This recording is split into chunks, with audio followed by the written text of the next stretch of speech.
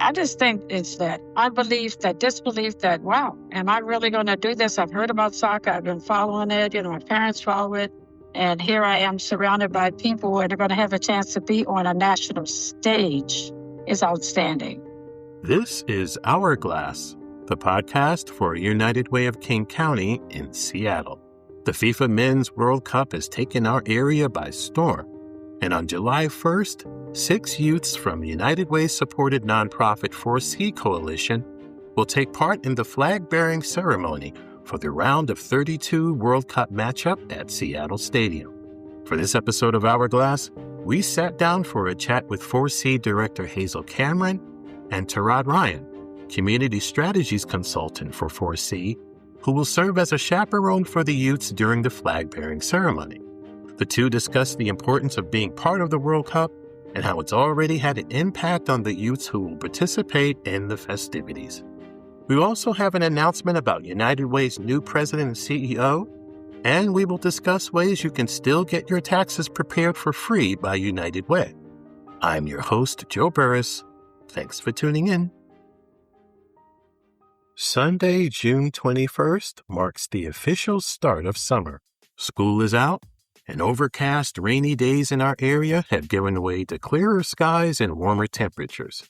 There are so many reasons to enjoy this time of year in Seattle, King County, and Western Washington. But this year, one particular event has people as excited as all outdoors. It's the FIFA Men's World Cup soccer tournament. As expected, the event has taken over our region in a big way. From the boisterous fans inside Seattle Stadium to colorful, elated crowds filling downtown streets and restaurants, to big screen watch parties popping up from as far south as Olympia and as far north as Bellingham, the World Cup has already made this a season to remember. And for 6 kiddos that are part of United Way-supported organization 4C Coalition, it's about to get even better. The youths have been chosen to serve as flag bearers for the World Cup Round of 32 matchup on July 1st at Seattle Stadium. 4C Coalition and its partner organization Seattle Cares Mentoring Movement provide mentoring and academic and social support for young people in some of King County's toughest neighborhoods.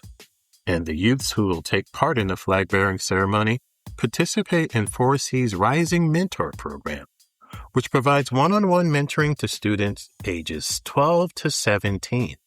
The Rising Mentor program helps young people at Seattle-based schools like Garfield High, Dimmitt Middle, and Denny Middle succeed academically, avoid negative outcomes like gangs or incarceration, and prepare for college and meaningful careers. The 6 4C members chosen for the flag-bearing ceremony completed extensive applications and wrote essays on why they believe they should be selected. The flag-bearing ceremony will be staged prior to the World Cup contest and has become a global tradition.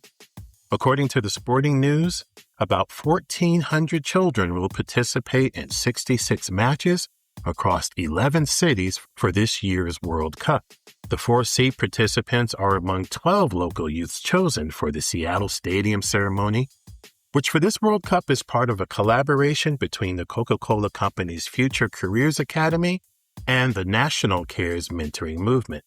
The collaboration aims to use soccer for empowering youth leaders and supporting equitable access to opportunity in communities. The 6 members of the 4C Coalition will be joined by 4C chaperones and will be fitted head to toe in World Cup apparel. After the flag-bearing ceremony, both students and chaperones will be allowed to watch the game in the stadium. For 4C Coalition, it is a one-of-a-kind opportunity to expose youths in its program to a national stage and to show how nonprofits can create pathways for success in sports on and off the playing field. 4C Coalition is a member of United Way of King County's Racial Equity Coalition, a group of community-based organizations of color that offer resources such as after-school programs that celebrate youth's cultural identities and equip them with the tools to stay engaged in school. Hourglass recently sat down for a chat with 4C Director Hazel and Toroid Ryan, Community Strategies Consultant for 4C, who will serve as a chaperone for the youths during the flag-bearing ceremony. The two discuss the importance of being part of the World Cup and how it's already impacted those who will participate in the festivities. We begin with Toroid, who discussed the youths and chaperones flag-bearing ceremony preparations, which are slated to begin about 6 hours before game time. It's a whole ceremony. We got to show up to this place in Bellevue 6 hours before the game. Then they all drive us over in the bus to the game 5 hours before the game. Then we do a mock rehearsal 3 hours before the game. Come back to the locker room, and we're going to be in the Seahawks locker room with like Sam Darnold's locker and, all Rashid and all their spots. So I'm excited about that. And then basically wait there until the game starts. When the game starts, I think it's 6 minutes before the game, we start walking out. And then 3 minutes before the game, we're on the field, we do the ceremony, and then kick off. So the kids will all have uniforms. So they've all been fitted for the soccer, the whole gear, head to toe. Mm-hmm. And from what I understand, they'll be walking out, I guess, at the time of the anthem and carrying the flag. After we do our ceremony, we come back to the locker room, and then we go back up because the parents of the youth are in, which we actually are using the 4C mentors because, we run a mentor program. Okay. And so we had an option to either use the parents of the youth, of the 6 kids we're bringing, or we could use, our mentors. And so we chose 6 of our mentors to be awarded with this opportunity to be a guardianship of the kids. And so they're basically going to be in the stands and they're going to watch the ceremony. After we're done doing the ceremony, we'll kind of circle and come back to the seats where the mentors are waiting for us and watch the game. Oh, wonderful. Oh, that is great. Can you just tell me how were these young people chosen for this? So these are kids that are from our Rising Mentor program. So the kids are from Mercer Middle School, Dimmitt Middle School. So those are 2 schools that we run our group mentoring. Mm-hmm. And so those are the 2 schools where the kids are doing well that we chose. And actually 3 of the kids wrote an essay about their participation in this event. Hazel, do you have one of the letters with you? I'm just reading through one of the letters. One of the kids says, "Hi, I love playing soccer, and it is one of my favorite hobbies. In my life, I see myself as a leader, not just at school, but at home as well. I see myself as a very self-accountable and responsible person. I get stuff done when I need to, and if I put my mind to something, I can accomplish it. I would be a good fit for this fight FIFA since I am very self-accountable person, and if I put my mind to it, I know I will get everything done that you need me to do to prepare for the FIFA event. He said, I will come to the training sessions and will give up every other event for this opportunity." So I thought that was really cool. He'll give up everything else for this opportunity.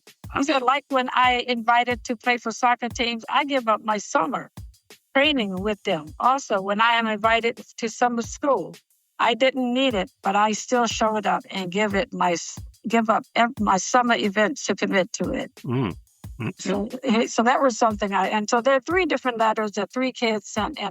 But to give you a little history, National Cares and Seattle Cares is an affiliate, as I think you know, and the 4C is a partners. Mm-hmm. And so FIFA is looking at a bigger picture of future careers in the field of sports and associated things to sports, whether it's a coach, it's whatever those associated careers could be. So this is called the Futures of Careers Academy. Mm-hmm. And National Cares was one of the organizations that was selected to participate. And Coca-Cola is actually one of the sponsors here in Seattle. Mm-hmm. We first participated in the FIFA trophy event. Right. Where our kids and mentors came down and we took pictures. The trophy was coming in. It was quite interesting and a lot of fun. This is supposed to be exposing young people to strengthening their opportunities for careers and influencing ways that they can look at career options outside of basketball. But those are sports. outside of some of the other areas that kids are constantly looking at, the music industry, for instance. So I imagine when some of these young people signed up for 4C Coalition and Seattle Cares, they probably never thought in their wildest dreams that they would take part in something like this. What has been the reaction from the young people, from the parents, the mentors, to be a part of a one-of-a-kind event? Oh, yeah. I would say it's been one of the biggest opportunities for these young people. And to have this chance to even, initially, some of them they were aware of FIFA, but they didn't know enough about it but they heard about soccer, FIFA, and it was a big process of getting these kids involved. Mm-hmm. And they had to sign up. They had to complete an application. It wasn't an easy run. So each of the kids that completed the application, it was based on also choosing kids that were doing well in our programs. Mm-hmm. And so what does this mean for you? I mean, I know that your program has had in its mentorship players from University of Washington, including one who now plays for the Atlantic Falcons. But what does this mean for you in your program?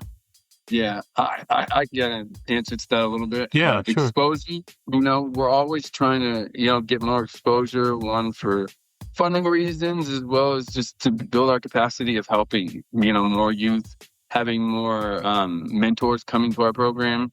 It's always, especially in these times with the administration and the offices, getting people to be able to volunteer. Times are tough, gas prices, inflation, tariffs. Like people are just not in the position that they used to be to where they could share their time as easily as they used to. And so I think exposure is huge. And then for me, I'm just really passionate about this work. And I think my most exciting part is just the kids, mm-hmm. the experience the kids are going to have. I know it's only 6 of them, but we also shared this. So there's a workshop that the kids had to do. It's a 6-module. They had to watch videos and then answer about 7 questions for each module, and there are 6 of them.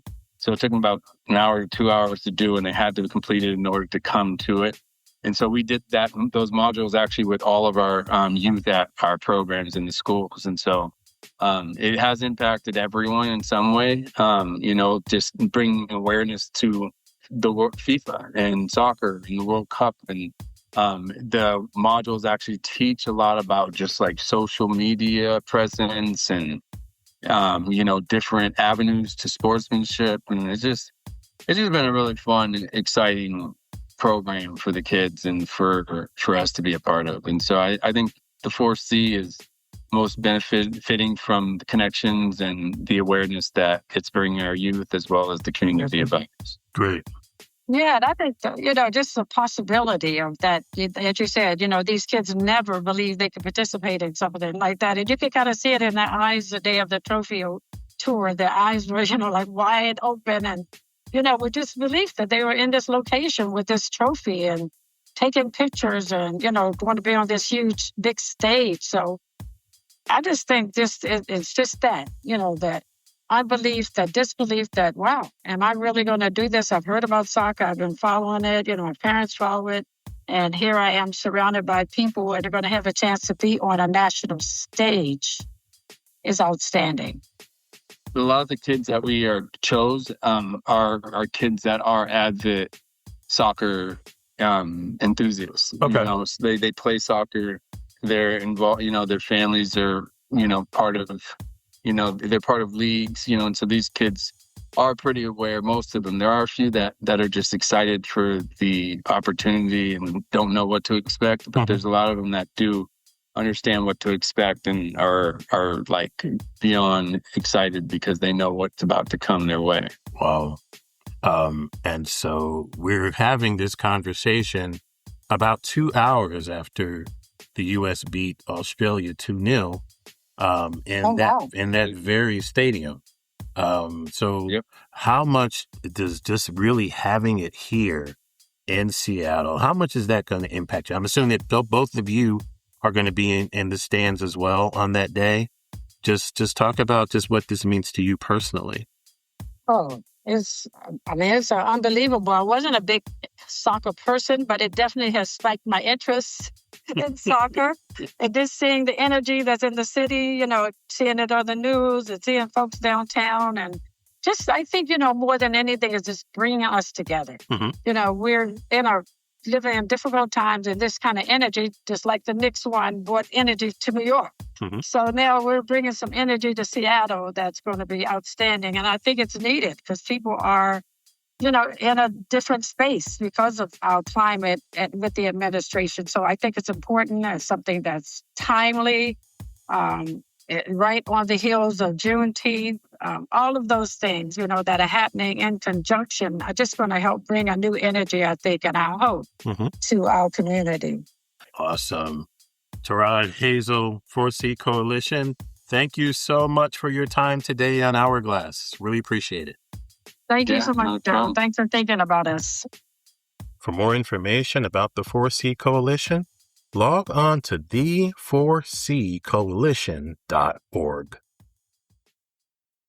After a year-long search, United Way of King County has turned to a familiar face for its next president and CEO. United Way's board of directors announced earlier this month that former board chair Blair Hamilton Taylor will step into the role on July 14th.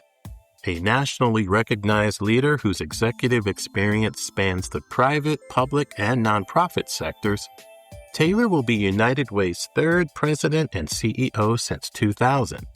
The move marks a homecoming for Taylor, who served on United Way's board of directors from 2016 to 2020, including as board chair from 2016 to 2017. He called his United Way homecoming a truly exciting moment.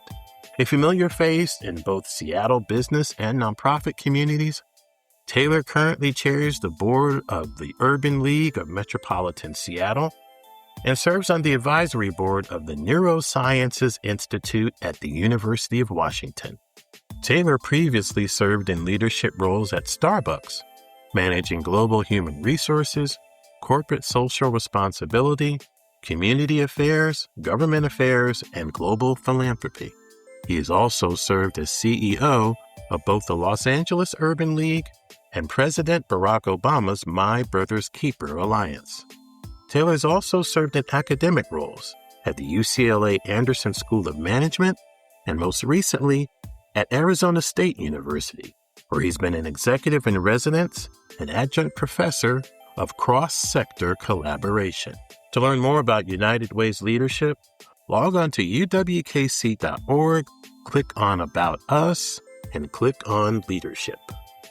Do you still need to file an income tax return this year? Well, take note. United Way of King County's free tax preparation campaign has been extended into July to help you file not only your 2025 return, but any return since 2020.